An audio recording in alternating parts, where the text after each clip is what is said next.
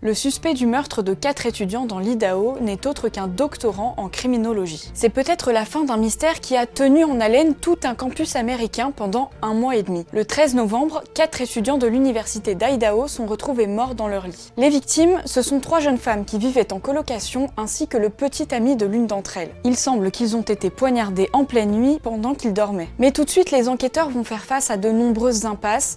Déjà, il n'y a pas d'arme du crime, il n'y a pas non plus de traces d'effraction, et surtout il n'y a pas de suspect potentiel. Ils vont alors tenter de reconstituer la dernière soirée des 4 victimes. 2 d'entre elles ont passé la soirée dans un bar, ont pris à manger sur le chemin du retour, puis sont rentrées en taxi vers 2 h du matin, et les 2 autres sont rentrées à peu près à la même heure après avoir passé la soirée chez des amis. Malgré tous ces éléments, les enquêteurs vont mettre un certain temps à identifier un suspect. C'est grâce à des prélèvements ADN qu'ils ont effectués sur la scène de crime qu'ils vont remonter jusqu'à un certain Bryan Kohberger. Bryan Kohberger, c'est un doctorant en criminologie qui travaillait non loin de l'université des 4 étudiants. Il a fini par être interpellé chez ses parents en Pennsylvanie, où il était venu passer les fêtes. On ne sait pas encore quel pourrait être son mobile, mais ce qu'on sait, c'est qu'il ne vivait pas très loin de la maison des 4 étudiants. Les personnes qui l'ont côtoyé le décrivent comme quelqu'un d'assez distant, mais de très intelligent. Surtout, on sait qu'il était fasciné par la psychologie des criminels. Il avait même passé sur internet un appel à témoignages pour essayer de comprendre ce que ressentent les criminels quand ils passent à l'acte. S'il est toujours présumé innocent, il doit maintenant être transféré vers l'Idaho dans l'attente d'un procès. Selon son avocat, il se dit impatient d'être exonéré de ces accusations.